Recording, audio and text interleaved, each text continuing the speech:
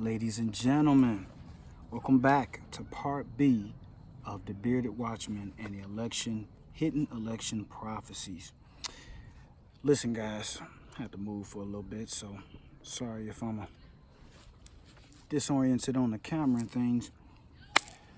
I wanted to bring you guys part B really quick because I think this one is probably the most important one. Maybe not. C is pretty important too, but B, I think, has the most information that's vital to what's about to happen in the next couple of weeks, leading up to them rescinding President Trump, rescinding President-elect Joe Biden, and then obviously giving it and awarding it to President Trump. If you missed part A, go back, watch part A, and then come back here for part B. After this is going to be a part C, and I purposely split it up so that you guys can be able to go and track what you want to track. This part is going to be about ways he could win, the outcome of the election, and it's going to be some of the different things that went into how President Trump, Sarah Powell, Mayor Giuliani is going to prove, so to speak. But it's also going to give even further instance of why we know President Trump being in the president seat is prophetic. Now, again, if you didn't go watch part A, go watch it. We went into some of the more supernatural prophetic things of why we know. We talked about prophecies. We talked about people who had prophesied that he would get here. Kim Clement prophesied that he would be here, and he named them by name in 2007. Go and watch part A, okay? In the description, I'll put some of the prophecies in the description. This one, we're going to take a little bit more of a modernized approach, and we're going to take a look at how Trump is going to do this, or how the Lord elected him and gave him the resources to do this. I want to start with this. There's a word that I'm not able to use because I know that the algorithm on YouTube would do something to the video, and so I'm going to call it liquid marks. Okay, is what I'm going to call it. The liquid stands for H2O, but I can't say exactly those two words together, the H2O and the marks together, so I'm just going to say liquid, okay? The liquid marks. We have to wonder, did Trump set the perfect plan? And here is what I mean by this. Blockchain technology. That's what I mean by this. Now, I think there was Stalin, Joseph Stalin. He was a dictator, yes. I believe he said something like, I care not for who votes, it's about who counts the votes. Very interesting, right? And then in The Art of War, if you read the book, in The Art of War, it's mentioned that you meet the enemy and you subdue them, enough, and then you retreat and let the enemy make the mistakes and fall into the pitfalls, and then you circle back and then you ensnare the enemy, and it's over for the enemy. And I think that's probably what's going on with President Trump here. So what do I mean by this? There are liquid on all of the original ballots that was printed by the DOJ, the Department of Justice, and they're registered with a sophisticated liquid on them that is hidden. Very interesting, right? So when you say, well, how do they know which ballots is real or not? It's because of this process, this liquid mark that's there. They're able to tell which ones. Now, follow me here. These specially marked ballots are the original ballots from the Department of Justice, and they're tied to blockchain technology. Now, what is blockchain technology? Just a quick synopsis. Blockchain technology is pretty much the beast system technology, but at first and for right now, currently is being used for good. It's a decentralized form of currency that is deregulated, and it allows for the free flow of transactions without the banks being in the middleman. However, blockchain technology can also be utilized in a lot of different industries. It doesn't have to be necessarily for currency and transactions. It can also be for something like healthcare. It could be for something within energy usage, and within that industry they can use a certain coin for transactions or for duties and responsibilities, but also for the facilitation of the responsibility of that industry. It gets pretty complex and sophisticated, but pretty much blockchain technology is a digital ledger anything that happens with anything that's associated with blockchain has a footprint. You can't do anything without everyone who's associated with the ledger seeing what you have done. That's why it is decentralized. That's why it's very transparent.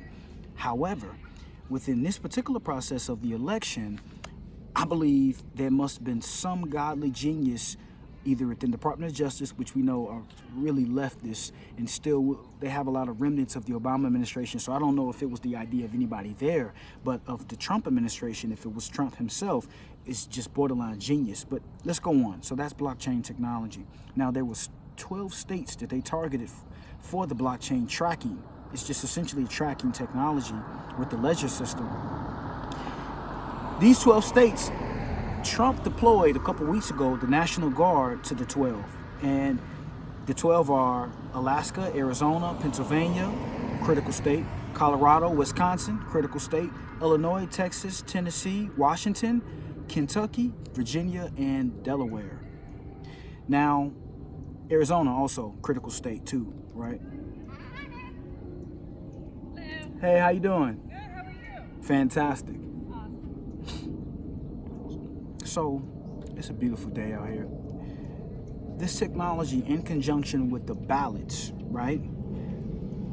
It allows them to be able to know which ones are real, which ones are fake, where they are, who has them, which ones were discarded, and it exposes the fake new additional ballots. Interesting. Now, of the 12 states, 6 states where Trump has filed lawsuits are Arizona, Nevada, Wisconsin, Michigan, Georgia, Pennsylvania. Now, Arizona, Wisconsin, and Pennsylvania are 3 of the 12 states they sent these marked ballots to. So they know what's going on with these. They know how many that were there. They know all of these things, at least within those 3 states. So let's run it back again. 12 states that had the special marked ballots, but all of the original ballots were special marked. 12 states Trump sent National Guard to, and of those 12 states, 3 of them are in the legal battles of what's going on right now that's going to play into who is the next president, which if you were following from part A, you know who the next president is. Now, it's said that possible 8 to 10 states are to turn unlawful ballots to naked ballots, meaning that these 8 to 10 states, once it's recognized that not only are these marked ballots associated, but you didn't actually separate the mail-in ballots and things like that, like was court ordered to by the state legislator to separate it. And by some accounts, some state Supreme Court said that you must separate those ballots until we decide what we're going to do with the mail-in ballots. Well, 8 to 10 of these states may turn some of those unlawful ballots with this new information to naked ballots, which will then present, it may actually present a scenario where neither men reach 270. We're going to get to that soon. Let's turn the tide a little bit. We want to look at the state legislature certification process. Now, a lot of Americans don't understand the Electoral College. They don't understand state legislative process. They don't know what this is. They think that when you go into to vote, you're voting for a candidate, and that's it. Well, no, what you're doing is you're voting for that state legislation process to place in place state electors to then go and vote for the candidate that you chose. So it's more kind of like you're choosing for the representation for your candidate to be represented in the Electoral College. That's what this is about. So I'm losing sun, so I want to finish this up. Now, there's a chance that they don't certify on grounds of corruption. This would basically null and void any of the states that has been awarded to Joe Biden. That may then become a state where it's a neutral state, and neither one of their Electoral College votes goes to either candidate, or that there's some other type of process. However, the state legislation might not certify on grounds of corruption, which would then take away from those votes that Joe Biden received. Now, the House of Representatives, right? Let's say that the state legislation, they can't get this right. Well, the House of Representatives would then, it goes to the House of Representatives for the president. They vote. They get 1 vote. And then the Senate votes for the vice president. They get 1 vote. So Wyoming gets 1 vote, California gets 1 vote. If the state legislation process in some states cannot decide, they can't certify, the certification process is just a rough, then it will go to the House of Representatives. Now, possibility 1, there could be a contingent election where both men under 270, as I mentioned, don't receive enough to be able to get to 270. Now, when does this happen? Well, Thomas Jefferson was elected president in 1801 as a contingent president when in the 1800 election, the Electoral College vote resulted in a tie with then incumbent John Adams. Now, again, in 1825, between John Quincy Adams and Andrew Jackson. So we've had contingent elections. This isn't the first time. Now, the state legislators, they have final authority, and it's their call to appoint electors to go vote and who they are that go to vote.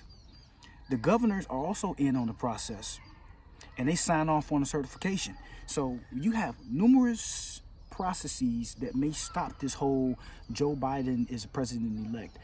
I'm telling you this because I'm giving you this to be in faith of understanding what's going on with this process. And if you're a Christian man or woman and you had the faith since November 3rd to know in your heart that Donald Trump is definitely going to get the office again, this is just further confirmation that he is.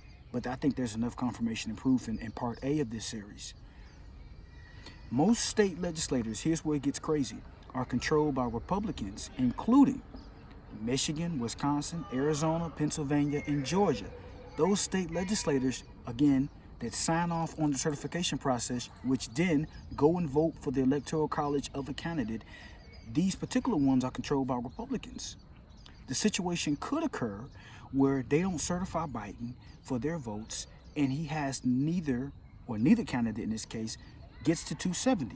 Only a plurality, but not a majority. And a majority of the Electoral College votes is, of course, 270. Then it will go to the House of Representatives for the president, Senate for the vice president, and they have a contingent election. Now, the SCOTUS can come into play within this, and I'm going to get to the SCOTUS, the Supreme Court of the United States, in 1 second. Just want to continue this. When the House votes for the president, it is voted by each member gets 1 vote, nullifying the Democratic majority.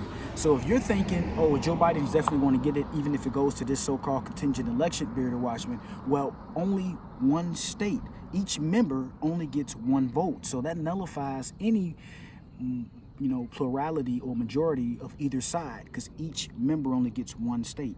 Each member state only gets 1 vote. To break this down further, 24 states, right, are both controlled by Republican state legislators and governors.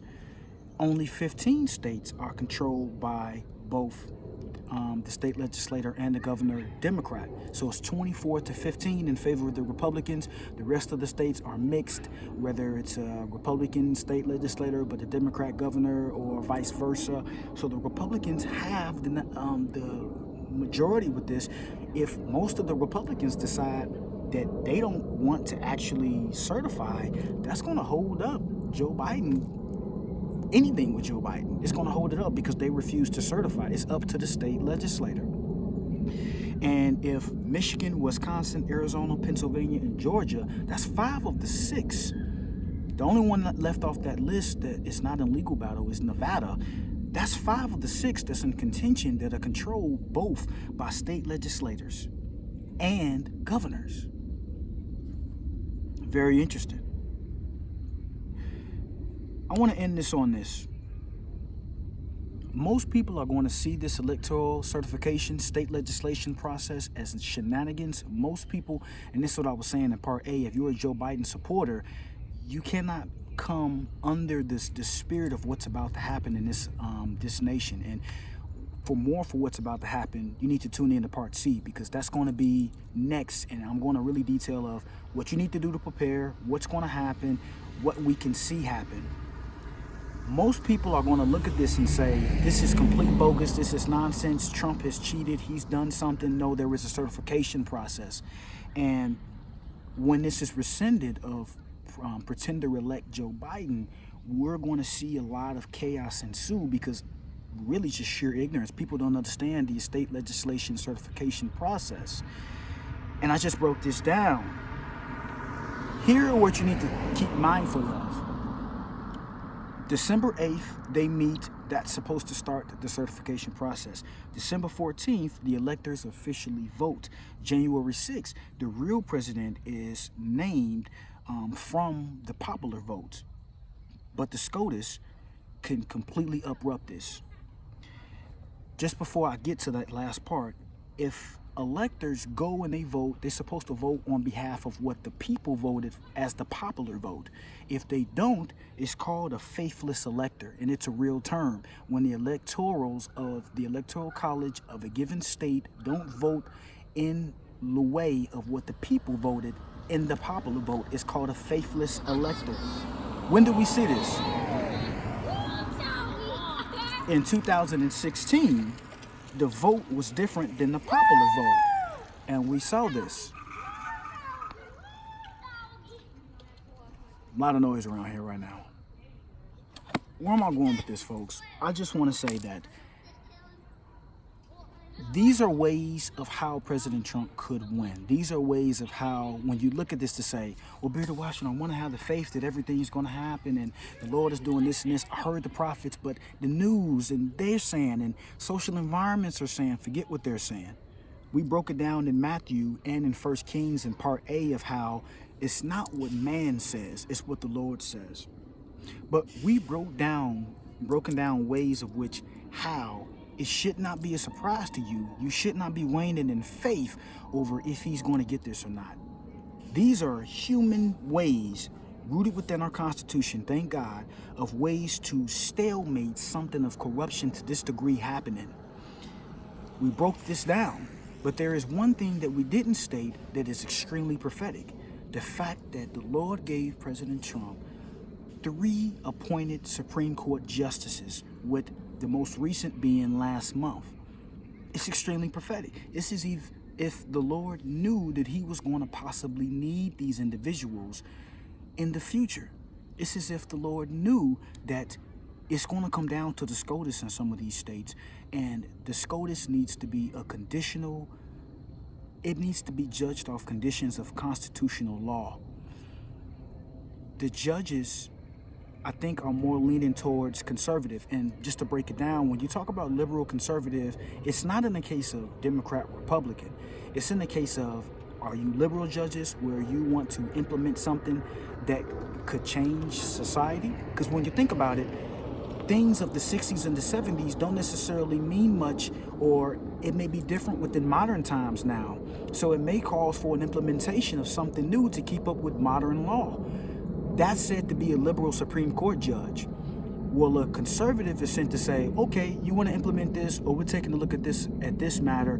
Does it say this in the Constitution? If it does, we're going to go with it and allow it. If it doesn't, it needs to get thrown out. Simple as that. Just stick to the rules. There's more of a lenience toward conservative values now, especially with the 3 judges that President Trump has appointed, or he actually nominated. The Senate actually swears in the judges. So it's not him who appoints the judges. He just nominates them because it's a lifetime service. You serve until you die, or I think there's some stipulations of how you don't serve until you die, but it's very rare. Pretty much all Supreme Court justices serve until they die. So it's as if the Lord said, I'm gonna make this path for you to make sure that my man gets into office no matter what. I just think that's very important to point out. And listen, we pointed out a lot of what's going on right now. I pointed out ways that he can be able to win the election. Should not be a surprise after watching this video, and I don't want it to be a surprise by anybody. You should be rooted in faith, and we should have a sustainment within our understanding of what's going to happen within this election. So, part C. If you've listened to part A and B, you can't break the trifecta. You have to tune in to part C. I'm going to try to get that up tomorrow. It's going to be entitled of Aftermath of the Elections. We're going to get into that last prophetic hearing, Dana Coverstone, his dreams, because his dreams entitled more of what's to come, and then preparations, both physically and spiritually, what you should be doing when a time comes that this is rescinded and President Trump gets the next 4 years, because he will. And when he gets the next 4 years, it shouldn't come as a surprise. You should have things in preparation because you're going to need it, okay? We're going to get into a lot of different things. And it's going to help to prepare you for what's coming. But I hope you've enjoyed this. I hope that this has brought you a lot of good information. Go back and research it. Talk it over with the Lord. Ask him what's going on. And if you're a Biden supporter, we love you just as much as if you're a Trump supporter. But I think that this will cause an alarm for your man that is parading and masquerading as president-elect, because he has not been certified as such, okay? I love you guys. Tune in for part C, and I hope this was a blessing. Share it, like it, get this video out, and let's stay faithful for the man of the Lord, okay? Amen.